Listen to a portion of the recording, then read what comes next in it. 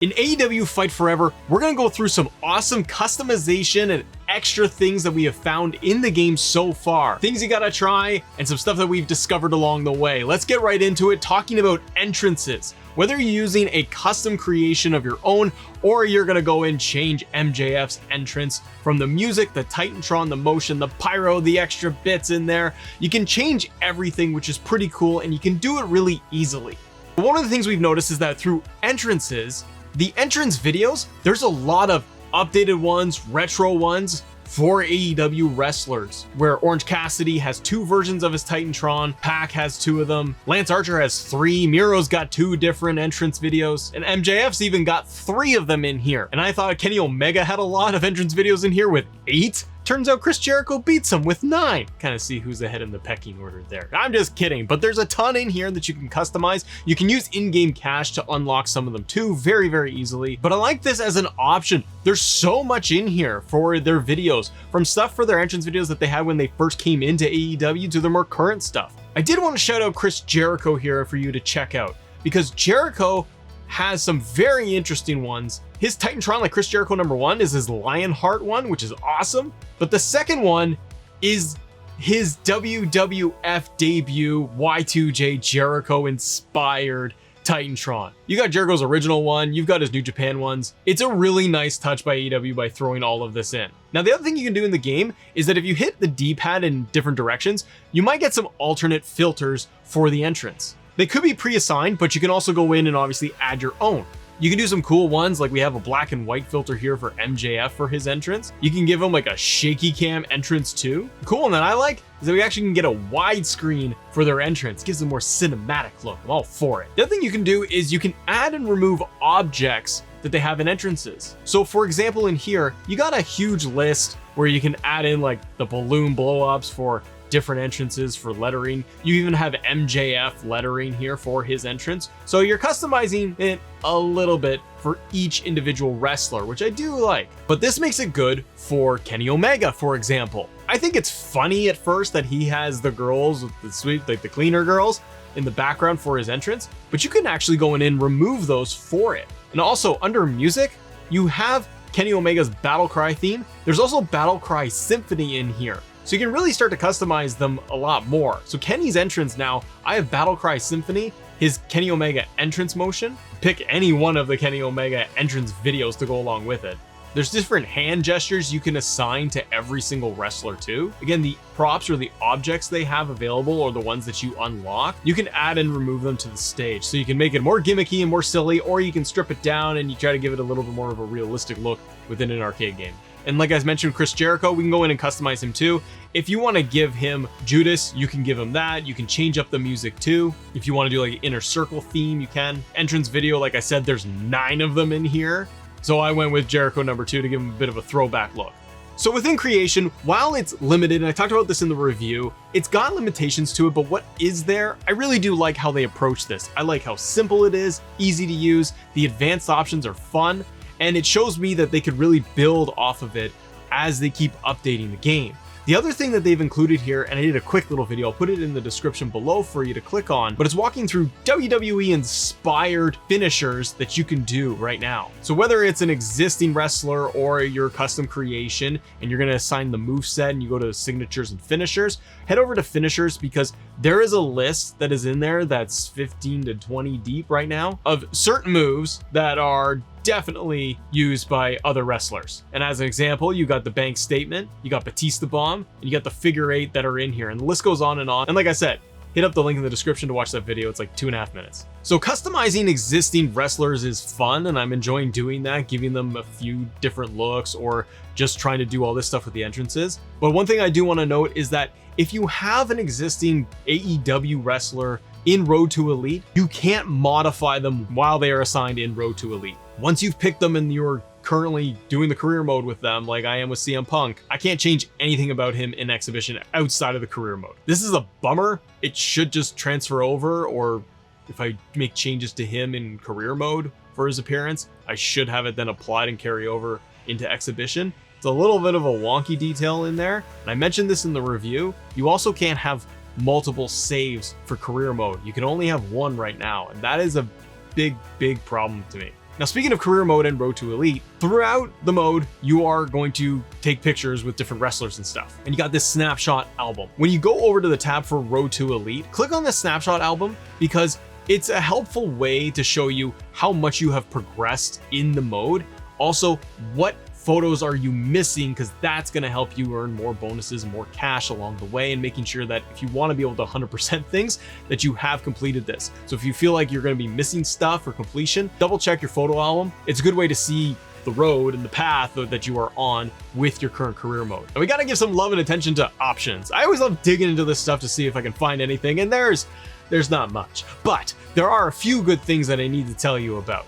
One is that if you're going to go under the profiles of the individual wrestlers. So if you go over to wrestler info, click on anybody you like, and you get a big breakdown of all of their bio information. What's cool is with like Christian Cage, for example, by completing certain matches, getting the bonuses, the rewards at the end, you actually get their autographs. So there's autograph spots to earn for every single wrestler in the game, which is a nice touch. You can also see their career achievements, their moves and skills are in there too. But once you go in deeper into that, if you're really a diehard fan or you really want to utilize one wrestler and get to know exactly what they do and what they're best at, go and check out their stat skills, their action skills, and their passive skills, because this will tell you exactly what they're really good at. By pulling off those moves, you can actually earn a bit of a higher star rating in your matches, which will then earn you more cash in the game. The other thing you can do is your profile, your actual profile yourself, and it has a nice little twist in here too. You can change your player icon, your badge, and your weapon decal. So for your badge, you got background ones, or you can go with an icon of an actual wrestler in the game. So it gives it a little bit more of an identity if you want. You can use the icons and the backgrounds from the mini games too. They're an option as well. You can then select your badge that you've unlocked when you're going to be playing online. Unlock more and more stuff in the game, you're going to be able to earn different badges. And the cool one though is weapon decal, because this, you could put a wrestler's face on it. So if you just want Cody on everything, you totally can. From your bats and your trash cans, and tables, and everything else, it could just be Cody's face. But you can change it to background colors too, which I like. So if you want to be able to use like this green effect here, you can apply it and it works for every single weapon that you use in the game. So you can see the example here. I have Jeff Hardy versus Adam Cole, baby, boom. Every weapon that I pick up in the game as Jeff Hardy is going to have that green background decal effect to it. And I think it's cool. It's an added touch, and they could add more to this with different updates and DLC and free updates for us.